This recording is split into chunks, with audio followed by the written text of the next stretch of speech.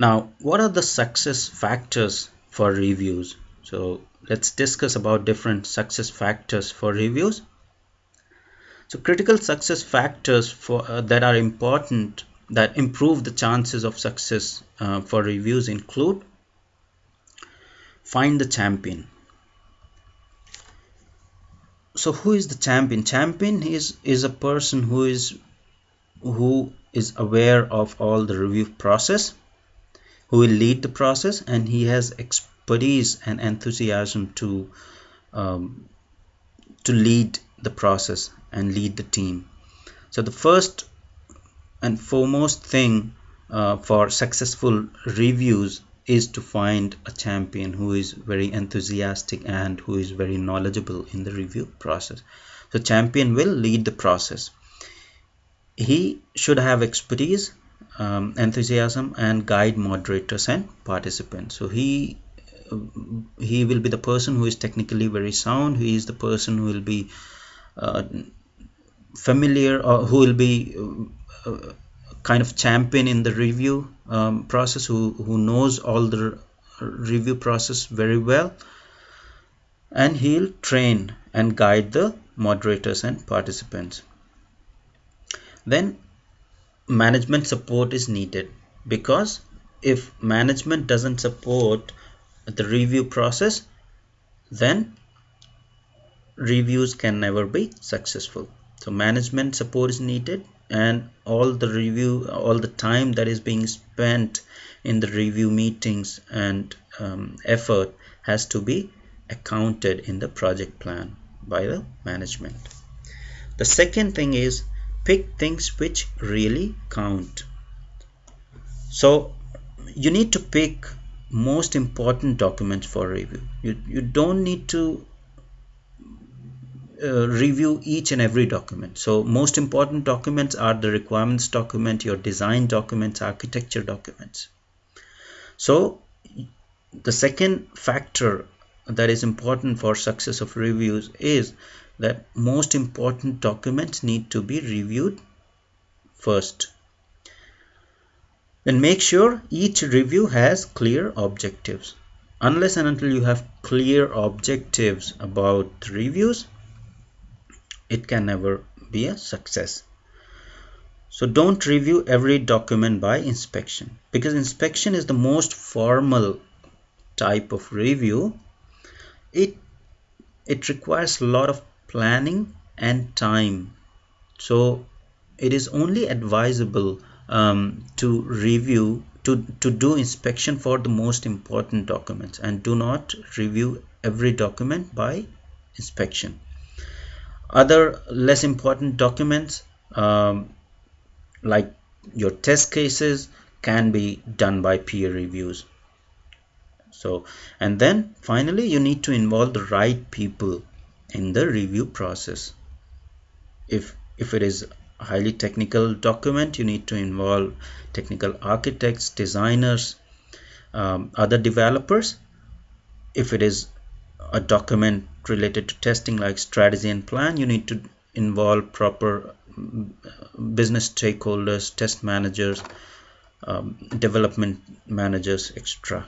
So involvement of right people is very important for success of reviews. Then clearly plan and track activities. So the time spent in review should be accounted in project plans. So it is not like whatever time you are spending on the reviews, that doesn't if you don't count it in your project plan, then they are not going to be a successful review. So people involved should be promoted to track hours spent on reviews, rework, etc. So whosoever is involved in review meetings or walkthroughs or peer reviews, they should be promoted. They should be encouraged to track those hours in their actual work hours, because that's also a very important work that is critical for success of any reviews or success of any project. Then provide training to participants. It is very important that the participants know the review techniques. They know what are the different phases of inspections, how to carry the inspections. So training is very important on review techniques. Then provide special trainings to moderator, as they play critical role in review process. Moderator has to be expert in the review process. He has to be expert in inspections. So moderator needs very good training because he's playing a critical role in the review process. So he should get a special training for review process. Then manage people issues. Other success factor is that you need to manage any people issues. Reviews should not get personal. So if there is any heated discussion and personal comments on the issues that are found in the document, they should be controlled by the moderators. People issues and psychological issues should be dealt by the moderator. That's another success factor. Then the other factor is follow the rules but keep it simple.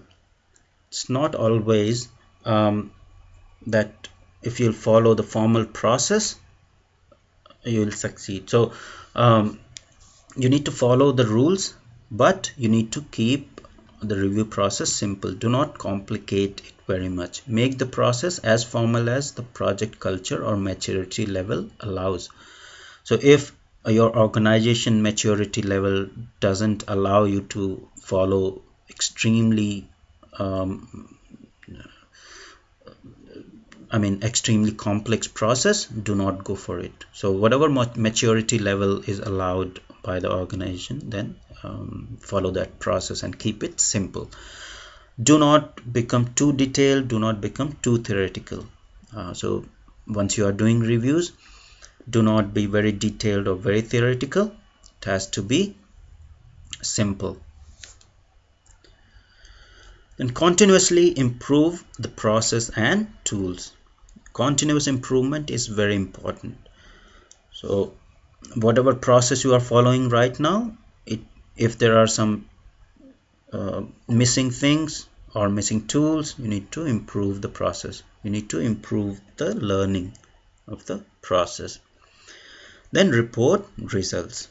So report results to people involved. So it is not only that review is done, people involved are not once review has been done, everything completes, people involved in review are not even do not even know what the outcome of the review was. So reporting of the review results or inspection results is very important for the success of reviews. So you report results to people who were involved in the inspection or the reviews.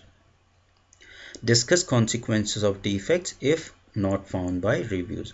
Then you need to discuss the consequences. So whatever defects that are being found by the reviews has to be discussed with all the stakeholders, all the people who were involved in the reviews, and need to clearly communicate if those defects were not found in the review phase, what could have been the consequences of those defects in future phases.